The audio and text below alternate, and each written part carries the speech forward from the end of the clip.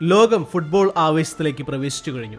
കളിയിലെ അസാധാരണമായ മികവുകൊണ്ടും കളിക്കളത്തിലെ വിശ്വാസ പ്രഖ്യാപനങ്ങൾ കൊണ്ടും ശ്രദ്ധേയരായ നിരവധി താരങ്ങളുണ്ട്. ഈ ലോകകപ്പിലെ 3 താരങ്ങൾ ബൈബിൾ ബ്രദേഴ്സ് എന്നാണ് അറിയപ്പെടുന്നത്. ഇംഗ്ലണ്ടിന്റെ ഭാവി വാഗ്ദാനങ്ങൾ എന്ന് വിശേഷിപ്പിക്കപ്പെടുന്ന ബുക്കായ സാക്ക, മാർക്ക് ഗുവേഹി, എബ്രച്ചി എസ എന്നിവരാണ് കളിയെ വിശ്വാസ പ്രഘോഷണത്തിനുള്ള വേദി കൂടിയായി മാറ്റുന്നത്. സാക്ക അന്താരാഷ്ട്ര മത്സരങ്ങളിൽ ഇംഗ്ലണ്ടിനായി ഇതുവരെ 14 ഗോളുകൾ നേടിയിട്ടുണ്ട്. മാർക്ക് ഗുവേഹി പ്രതിരോധ നിരയിലാണ് കളിക്കുന്നതെങ്കിലും 1 ഗോൾ സ്വന്തമാക്കിയിട്ടുണ്ട്.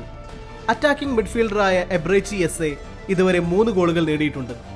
ഈ 3 താരങ്ങളും പരിശീലന ക്യാമ്പുകളിൽ ഒരുമിച്ച് പ്രാർത്ഥിക്കുന്നത് കൊണ്ടാണ് ഇവരെ ബൈബിൾ ബ്രദേഴ്സ് എന്ന് വിളിക്കുന്നത്. ബുക്കായോ സാക്കയുടെ 2ാമത്തെ ലോകകപ്പാണിത്.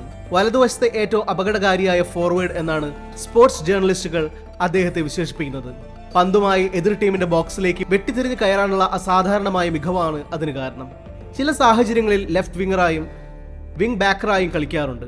2022 ഖത്തർ ലോകകപ്പിൽ സാക്കെ ഇംഗ്ലണ്ടിനായി 3 ഗോളുകൾ നേടിയിരുന്നു.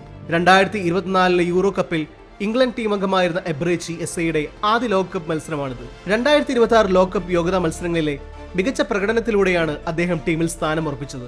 യൂറോ കപ്പിൽ ഇംഗ്ലണ്ടിനായി തിളങ്ങിയ മാർക്ക് ഗുവേഹിയുടെ ആദ്യ ലോകകപ്പ് മത്സരമാണ്. പ്രതിരോധ നിരയുടെ സെന്റർ ബാക്ക് ആയാണ് ഗുവേഹി കളിക്കുന്നത്. ശാന്തതയോടെയുള്ള പ്രതിരോധവും കൃത്യമായ ടാക്ലിംഗുമാണ് ഗുവേഹിയെ വേറിട്ട് നിർത്തുന്നത്.